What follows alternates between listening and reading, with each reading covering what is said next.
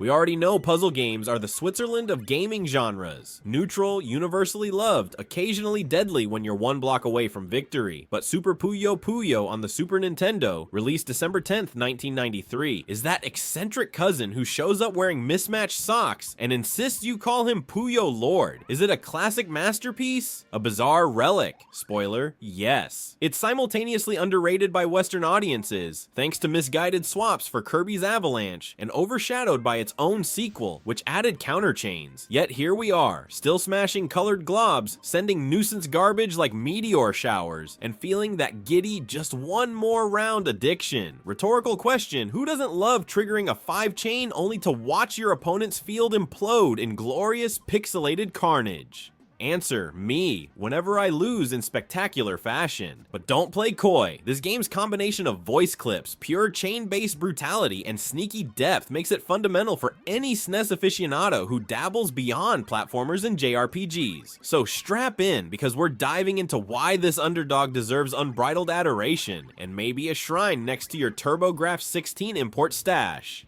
Historical context, December 1993. The Super Famicom, our dear Western SNES, is riding high on the success of Donkey Kong Country and Secret of Mana, its cartridges shining brighter than a dragon's hoard. Enter Compile, pioneers of the Monogatari series, with Banpresto stepping in as publisher to bring Super Puyo Puyo to cartridge-chomping crowds. While arcades worldwide were teeming with Street Fighter II's button-mashing ballet, Super Puyo Puyo offered a more cerebral, but no less cutthroat dance. Drop pairs of Puyos into an 8x16 well, link 4 to clear, and pray your opponent chokes on cascading nuisance blocks. The arcade original, running on Sega's System C-2 board, boasted competitive scenario mode, full voice acting, and a secretive garbage tray feature that visually telegraphed incoming attacks. Compile's challenge was to distill that experience into the SNES's more modest hardware, and they nailed it. The date, December 10th, 1993, is not arbitrary. It situates Super Puyo Puyo amidst a transitional era. Polygonal experiments loomed on the horizon, yet sprite-based charm reigned supreme. Statistically, puzzle games accounted for less than 10% of top-selling SNES titles that year, but their cult following punched well above its weight. Famicom Disk System and MSX2 ports of earlier Puyo entries had flirted with Nintendo hardware since 1991, but none captured the arcade's visceral feedback. Hearing Puyo Puyo echo through your channel speakers as you unleashed a 7-chain was like receiving a digital standing ovation. Localization whispers began almost immediately. In Japan, Super Puyo Puyo featured cast members from Monogatari, Arle, Carbuncle, and the tyrannical Zo Daimao, complete with full voiceovers. Yet Western markets would largely miss out. Instead, Kirby's Avalanche, 1995, developed by HAL Laboratory, repackaged the engine, slapping pink puffball Kirby in place of Arle, and remapping spells to star-shaped bombs. The irony, North American players polished off Avalanche, thinking they'd experienced true Puyo glory, while the authentic SNES Japanese import stayed locked behind region barriers, and discouraging cartridge prices that hovered near 7,000 yen, about $60 at the time, roughly $110 adjusted for inflation. Testing locations for Super Puyo Puyo were surprisingly extensive. Reports suggest Compile held brief demos in Osaka's Tsukumo Denki and Tokyo's Akihabara Club Sega, only to cancel further seaside kiosk trials due to cartridge scarcity. These canceled test runs fueled urban legend. Somewhere out there lurks an Osaka Beach variant, rumored to include a hidden arrange mode, never officially documented, but tantalizing enough for ROM hunters to chase. Pro tip, if you unearth a SHE-1 hash ending in 8F3A, you might have found nothing at all, but at least you've joined the most dedicated subset of fans. Meanwhile, complexity loomed in the charts. While Tetris and Dr. Mario leaned heavily on single-player endurance, Puyo Puyo's competitive edge soared through head-to-head bouts. Sega's garbage tray mechanic, where one player's chain sends garbage blocks to the other's well, was an elegant spark of multiplayer mayhem, without offsetting, a feature that wouldn't arrive until Puyo Puyo 2 in 1994. Super Puyo Puyo forced you to commit. No partial counterattacks, no mid-drop parries, just pure chain stress. It was the SNES saying, you want risk, here's the risk. But wasn't that the arcade's bread and butter? Yes, and Compile's bravado in porting voice clips, something even the Mega Drive Genesis couldn't fully manage, cemented the SNES version as the definitive home experience. While the Genesis port lost most speech for hardware parity, the Super Famicom cartridge retained Arle's giggles, Carbuncle's chirps, and Zodai Mao's maniacal laughter. Fulcrum moment, hearing your own console cough up Puyo Puyo in stereo as though cheering your impending victory or mocking your inevitable defeat. By late 1993, the puzzle genre was diversifying. Sega introduced Columns 3 and Nintendo flirted with Yoshi's Cookie. Yet Super Puyo Puyo carved its niche with scenario modes branching difficulty and even a hidden sound test, accessible via pressing A, left arrow, B, left arrow, C on the title screen. Yes, the classic cheat code pathway. Suddenly you were rewarded with an 8-track sampler of chiptune gold, stage themes, menu jingles, even battle cries poised to loop in your head for days. Is there anything more 90s than unlocking a sound test? It's like discovering a bonus mixtape. Esoteric trivia aside, the historical backdrop is clear. Super Puyo Puyo landed at a moment when cartridges brimmed with platform heroes and endless RPG side quests. It bucked the trend by offering bite-sized bouts you could replay ad infinitum, persuading SNES owners that yes, you can take a break from saving the Mushroom Kingdom to drop some jelly blobs, and maybe discover that this humble puzzler would bend your brain more than any two-dimensional Zelda dungeon mechanics. At its core, Super Puyo Puyo is about chains. Not chain mails or blockchain, thankfully, but the satisfying sequence of 4 or more same-colored Puyos snapping together to vanish from your well, triggering gravity to cascade remaining blobs into new matches.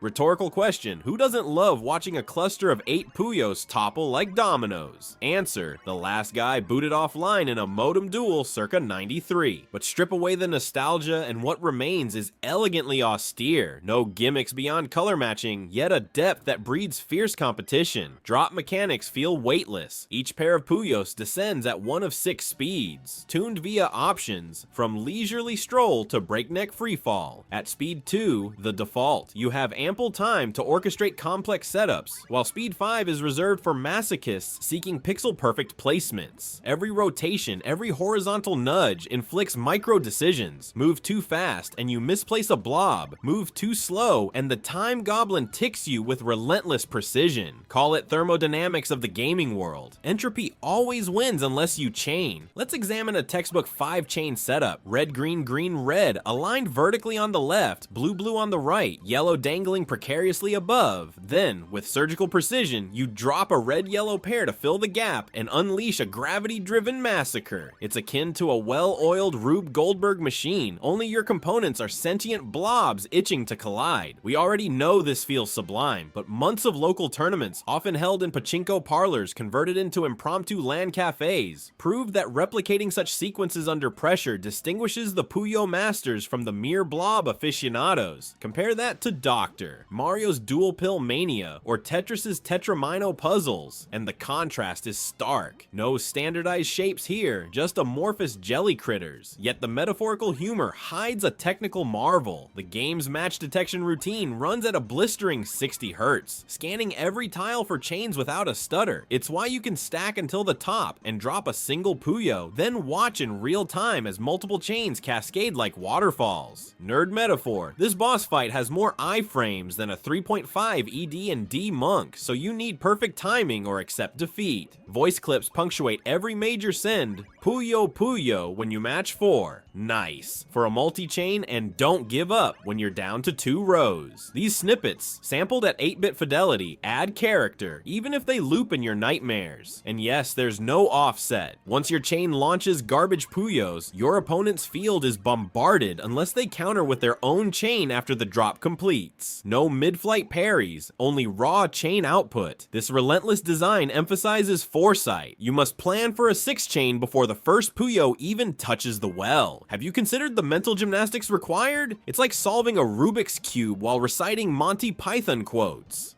Beyond basic play, Super Puyo Puyo's scenario mode offers a taste of single-player challenge. Face CPU opponents across 12 stages of increasing difficulty, each with its own BGM and portrait background. Stage 7's throat-clearing prelude hints at an impending gauntlet, yet the difficulty spike between stages 8 and 9 remains legendary, prompting players to farm credits in local arcades before even attempting the SNES showdown. That's old school dedication, feeding quarters to a machine so you can train against an AI in your living room. Sound test aside, there's also the puzzle mode, unlocked after clearing stage 12, where preset patterns challenge you to clear the field in as few moves as possible. It's the game's Easter egg for completionists, and the source of countless magazine spreads in early '94, where budding strategists published 4-move clears with annotated diagrams. If you can clear puzzle number 23 in 3 moves, send your high score in Nerd 5 to XP Arcade's Retro Spotlight column. Secret password: on the Japanese cart holding L+R during reset skips the intro and boots straight into CPU versus CPU. No hidden menus, just pure Puyo pandemonium. Ideal for those wanting to study chain patterns in real time. Yes, you could replicate that with a capture cart, but where's the romance in that? Also, no hard Puyos here. That concept arrives only in Puyo Puyo 2, so don't chase Phantom Steelies in the original. Finally, multiplayer extends to 4 players via the Multitap, an absurd feast of color warfare. 4 columns of Puyos, each vying to outchain the others, creates a battlefield that's part economic meltdown, part festive jelly banquet. Picture 4 contenders, each quarterbacking their own vertical well, engines redlining as they drop Puyos at breakneck speed, trading garbage like stockbrokers in a bubble. Financial nerds will appreciate 4-player Puyo is like juggling 4 portfolios during a Bitcoin flash crash. Legacy and influence, Super Puyo Puyo's DNA echoes through modern competitive puzzle scenes. In Japan, Puyo Puyo competitions still draw crowds in Akihabara's esports hubs, where players memorize multi-chain patterns with the fervor of Kodansha textbooks.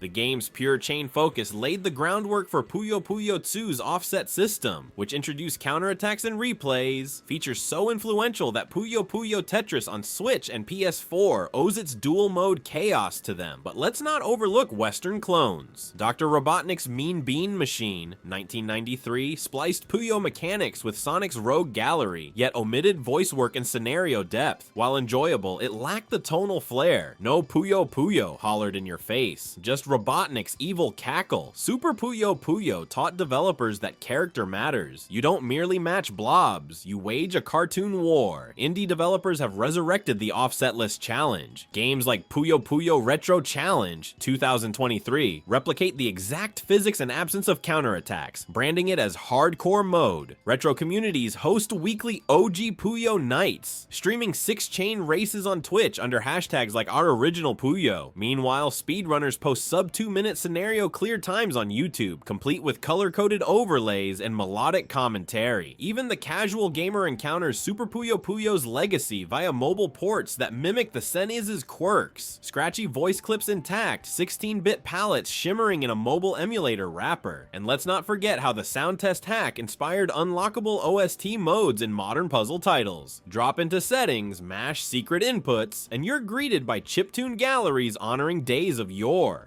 Closing paragraph plus score, so fellow retro enthusiasts, should Super Puyo Puyo claim space on your shelf between Chrono Trigger and Final Fantasy III? Answer: absolutely, if only to remind you that some of the most thrilling battles unfold within an 8x16 grid of gelatinous blobs. It's a game that wears its 16-bit soul on its sleeve, from voice clip taunts to the unapologetic absence of offset. Whether you're a solo champion chasing scenario mastery or a 4-player gladiator in local LAN wars, its depth endures.